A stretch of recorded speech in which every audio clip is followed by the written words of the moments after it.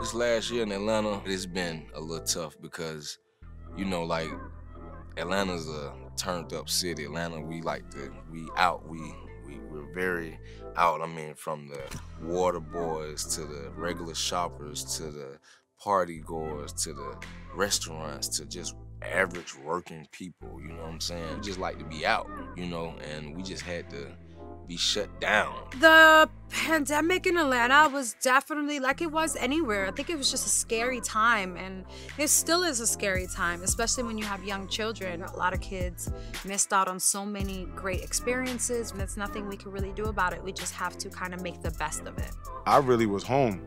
Like, I really did not leave my house if I didn't have to. It was a good time to just get closer to your family and just really appreciate what you have. When you see people complaining because they can't be in the club or because they can't be out, and you like, bro, people dying, you know what I'm saying? Like, chill. But then it became, out is where we work at. Out is where we make our money at. You know what I'm saying? Out is how we get to where we're going.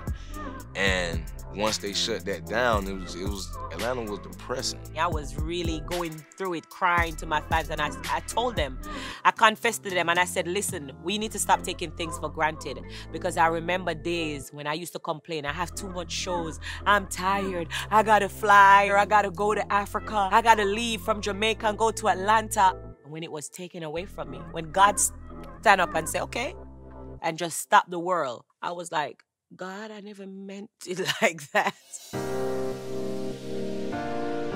As far as protests and activism and Georgia turning blue, I felt like I came right in the thick of things. There were so many marches that we were planning. We were making sure we got people engaged with local organizations to get out there and fight from here for Breonna Taylor, because Atlanta's voice just was so loud and magnified. With the Black Lives Matter movement, this whole summer of 2020, it was a lot. It was very emotional. You really had to be strong to survive. It was like Black lives really didn't matter, and we were starting to really see it. I remember just riding past, people outside crying, and just really going through it. And at the same time, it's like COVID is here. We gotta stick together, but we can't really stick together. We can't even touch each other. So it just had my mind going crazy. Like, what is going on? Is it the end of the world? What is going on? Let's talk about the votes, okay?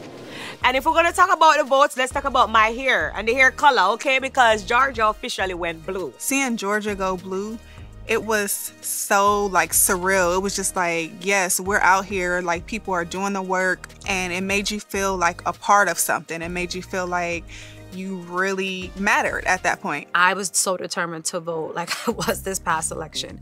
And now moving forward, it makes me even more excited to get up and go to the polls, because growing up, you know, for a lot of us, going to the polls wasn't really a topic of discussion in our household. Our grandparents went, yeah, cool, but you know, it wasn't a topic. So nowadays, this is kind of like, this is what's important. And we do have a say-so, and we need to exercise that. Our vote, it mattered. And just a lot of the things that we were fighting for and hoping for, it was slowly but surely coming our way. Now they come up with it's like damn near a voting suppression law. At first it was real simple and easy. You know what I'm saying? And now it's like all this stuff you gotta go through, and you can't do this, you can't do that. And I'm sitting there looking, and I'm like, whoever is making these laws up gotta know that they're a hater, right? You gotta know that you're trying to stop people from voting because you know that they can't do this type of stuff. Hearing all of these different voter laws that's coming out, it's like, oh, what's new? I think that this should inspire us to get out there earlier to vote. This should inspire us to make sure we have a full belly, that we have our own bottles of water.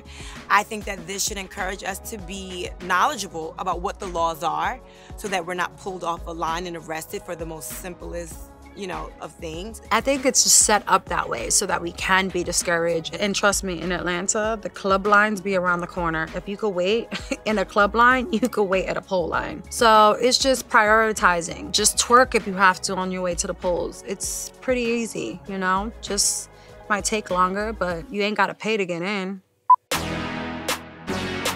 So I love Atlanta. I love this city. There is something so resilient about the people here? Because we just stick together. Like, that Southern twang that we have, like, we just have something about us that we just always stuck together. Not just because I'm from here, born and raised, but it's just something about our people, this kindness that we have about each other. We really like to help one another. I feel like with the city of Atlanta, the people who are here, something in the air just makes you just have a hustler spirit. It just makes you want to hustle and want to get it because it's just so much like success out here. I'm very proud of Atlanta.